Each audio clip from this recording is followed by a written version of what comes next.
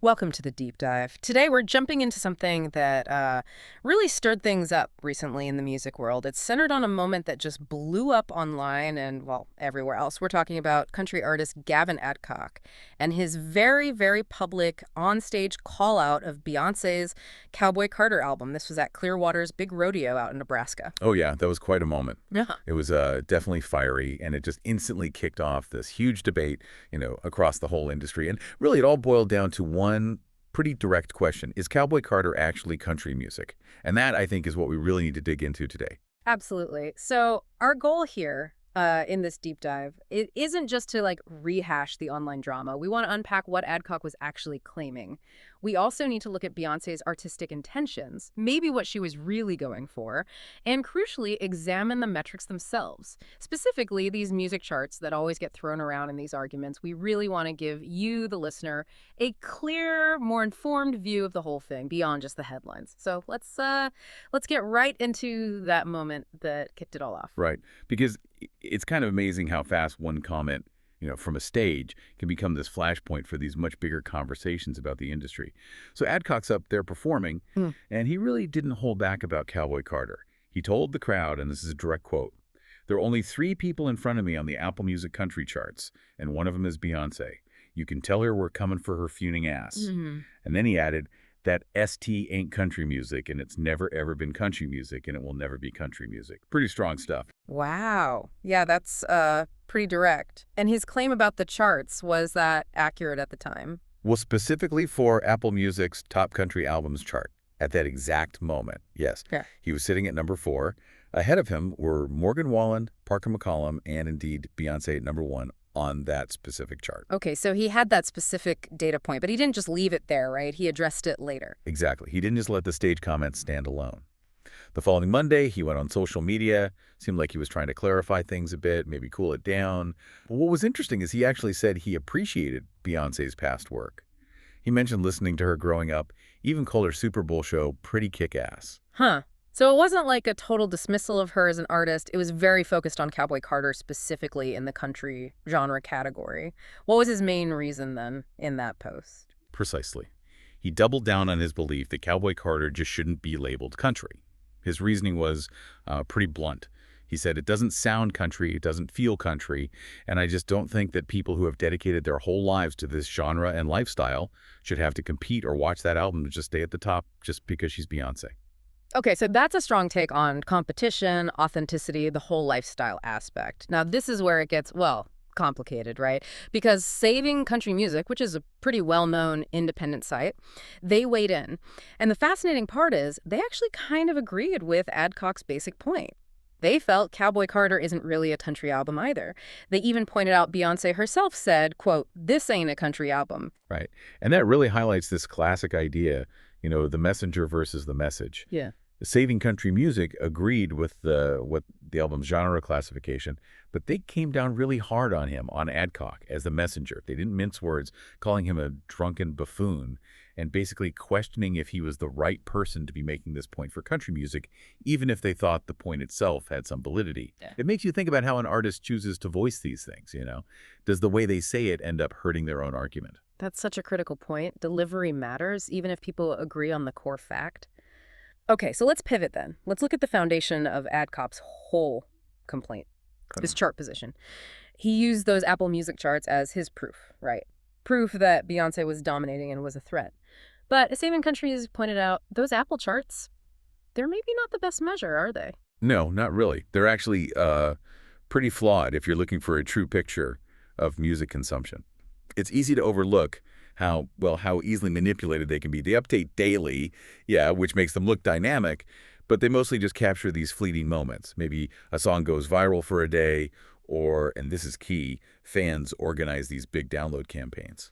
Wait, so you're saying a dedicated fan base could just coordinate everyone downloading an album at once, shoot it up the Apple chart, and then the artist can use that for marketing, like instant bragging rights, even if it doesn't mean long-term listening? That's exactly it. That's how it often works. These charts give, as one source put it, an imperfect picture, maybe even a cloudy assessment of what's really happening in the market. They're more like a conversation piece. You see accounts like Country Chord push them because that quick movement gets clicks, gets buzz, but it's just a snapshot. A Yeah. quick search, not the whole landscape. That's really different from how most people probably think about charts.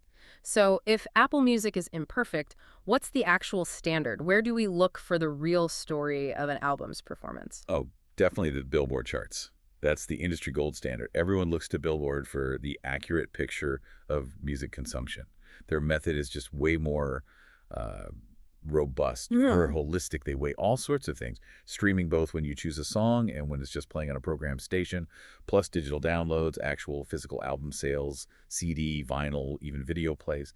And they weight these things differently to create a much more accurate picture of what they call overall consumption. It's designed to capture the real market pulse. Okay, the gold standard. So, applying that standard, how did Cowboy Carter actually do on the charts that, really matter, like the Billboard charts? Right. So on the Billboard Country Albums chart, looking at the week this all blew up, Cowboy Carter was actually at number 31, just ahead of a Brooks and Dunn Greatest Hits album, for context. And on the main all-genre Billboard 200 chart, it was way down at number 167. Now, an important note here. Those numbers were actually way higher than they had been just before, and that jump was almost certainly because Beyoncé had just started her big tour. It really shows you the power of touring to boost an album, even months later. 31 versus number one on Apple Music. That's a massive difference. Okay, so where did Gavin Adcock's own album, Actin' Up, again land on those Billboard country charts then? His album was quite a bit lower down. It was at number 84 on the Billboard Country Albums chart that week. So you see this huge gap, right, between the perceived threat he was talking about based on Apple Music and his actual standing compared to Cowboy Carter on the charts the industry actually uses.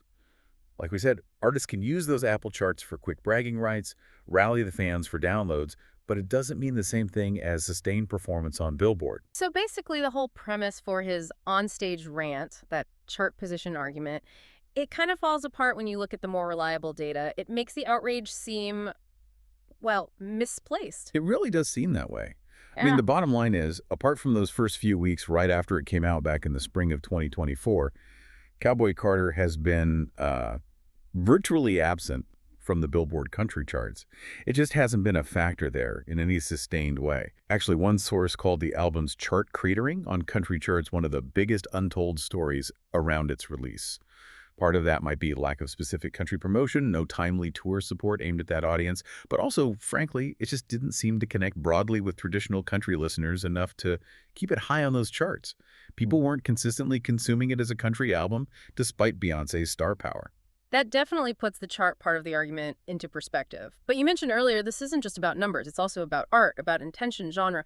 What was Beyoncé actually trying to do with this album before all this debate even started? Yeah, this part is super interesting, and it kind of pushes back against the idea that she was trying to trick people or sneak a pop album into the country category. Yeah. Originally, the album wasn't even called Cowboy Carter.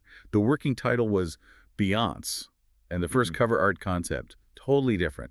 No cowboy hat, no chaps, none of that overt country imagery. Plus, and this is really telling, the original metadata submitted for the album labeled it as pop. Wait, really? So it was initially conceived and labeled as pop? That changes the narrative quite a bit, doesn't it? It absolutely does. And get this, they actually produced thousands of vinyl records based on that original Beyoncé concept and artwork. Those ended up being sold later as limited edition versions. The whole switch to Cowboy Carter, the reshoot with the horse and the country styling that happened after the public and the media started buzzing about her potentially making a country album. That's why the main vinyl release was delayed. It suggests her intent was always more about like blending and bending genres, exploring sounds, not rigidly sticking to one label. The final presentation seems to have evolved, maybe partly in response to the conversation that was already happening around her. Okay, that's fascinating context. Now, amidst all the noise, you hear some counter-arguments, often from Beyoncé's dedicated fans, right? Things like the banjo is a black instrument or country music have black roots. How do those historical points fit into this specific album debate? Well, those historical statements are absolutely true. The banjo does have African roots, developed by enslaved people. And yes, black musicians were foundational to early country music, blues, folk, all of it. That history is undeniable and incredibly important. But the issue is how those facts get applied specifically to Cowboy Carter. While acknowledging black roots is vital for understanding country music history, it doesn't automatically make this specific contemporary album a country album based solely on its sound. I mean, looking at the album itself, out of 27 tracks, the banjo, that historically black instrument, only appears prominently on one. So invoking history is crucial for the bigger picture, but it doesn't quite work as the sole argument for classifying this album's genre today. It's a subtle but important distinction. That is a really important nuance, separating the vital historical context from the classification of a specific modern work. Okay, this leads to a pretty provocative claim from Saving Country Music. They suggested that trying to force Cowboy Carter onto country charts actually exacerbated racism in the genre instead of helping fight it. That sounds pretty intense. What's the thinking there? It is a strong claim, definitely. Their argument, basically, is that insisting this album fits the country genre, especially when many within the genre feel it doesn't sonically belong, creates a backlash. Instead of fostering inclusion by celebrating Black artists who are making music clearly within the country tradition, the perception becomes the massive pop star is being sort of shoehorned in based on fame, not musical fit. And according to the article, this can unfortunately make some listeners dig in their heels, reinforce biases, and maybe even make it harder for other Black country artists trying to break through authentically, because the whole conversation gets framed around this controversial outsider case. It's a critique of the effect of the push, not necessarily the intentions behind it. Wow, okay. That's a complex argument about unintended consequences. So, given all this complexity, the charts, the intent, the backlash, where does the Saving Country Music author think we should go from here? Their feeling was pretty clear. It's just time to move on from debating whether Cowboy Carter is country. They kind of see it as a settled issue, or at least one that's run its course. They pointed out that Beyoncé's next project probably won't be seen as country by anyone. For her, Cowboy Carter seems like it was more of an artistic exploration, a stop-off, not a permanent move into the genre. It sparked conversation, sure, but the focus should probably shift now. And it feels like this whole genre-bending thing isn't stopping with Beyoncé anyway, right? We're seeing other big names playing in or near the country sandbox. Oh, absolutely. This is part of a much bigger trend, I think. Look at Post Malone. His new album, F1 Trillion, is making way more waves on the actual Billboard country charts than Cowboy Carter did. It seems to be connecting more organically within that space. And you can definitely expect more artists like, say, Jelly Roll, maybe Lana Del Rey, even Ed Sheeran, to release music that gets marketed as country, or at least country adjacent. It just signals that those old, rigid genre lines are getting blurrier and blurrier.